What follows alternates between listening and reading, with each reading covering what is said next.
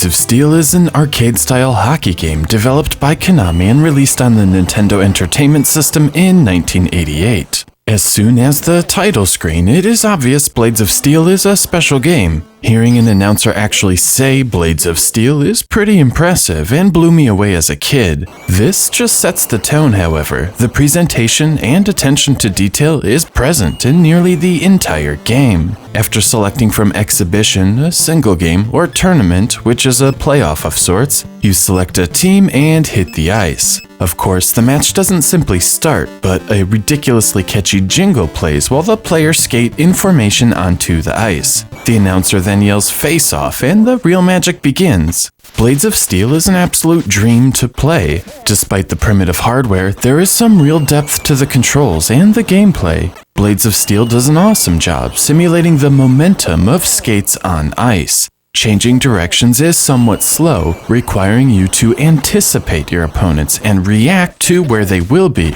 rather than where they are. This leads into actually scoring a goal. The opposing goalie will more or less follow you, so if you go high, he'll stay high. If you go low, he'll stay low. Next, you have to anticipate the arrow moving up and down the net. You'll shoot towards wherever this arrow is when you press the shoot button. This is where the depth comes from, as you have to pay attention to your character, the opposing team, and this arrow all at the same time. When you get it all right, the feeling is sensational, and Blades of Steel rewards you for your patience. However, playing defense is slightly less satisfying. Once your goalie appears on the screen, your D-pad movement controls both the goalie and your defender. There is no real way to switch between them, meaning you have to be able to play defense and play goalie at the same exact time. On the easy and medium difficulties, you can focus solely on the goalie, ignoring your defender, and attempt to grab the puck, re-establishing control. While somewhat limiting, it does lead me back to the controls. They are dead simple. On offense, you can pass and shoot. Defense is even simpler, with a button allowing you to switch defenders and nothing more.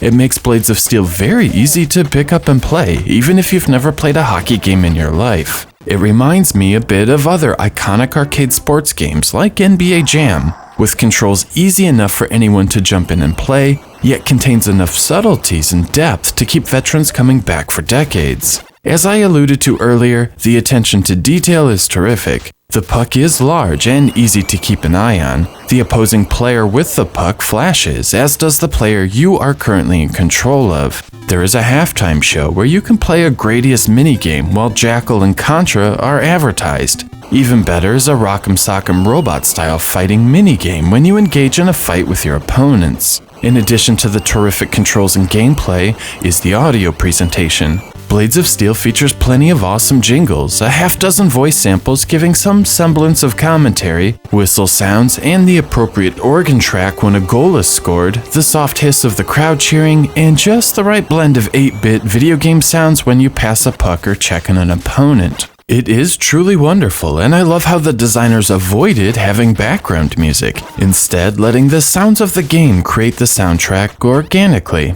Graphically, Blades of Steel is acceptable. Players move smoothly across the screen, and everything looks as it should, but man, there is a lot of sprite flicker, which can be exceptionally annoying while trying to defend a goal. While lacking the detail and charm of the NES's best, there's only so much you can do with an ice rink, and there is a certain charm to the simplicity. Overall, Blades of Steel is a fantastic title. Even if you aren't into sports games, it is easy to fall in love. The controls are buttery smooth, some of Konami's audio chops are proudly displayed, there is a reasonable amount of challenge, you can play against a friend, and most importantly, the game is fun. Throughout the years, I've sat down to play just a quick game and quickly lost an hour or two of time. It's fun, it's addictive, it's a must-own for the NES. 4 out of 5.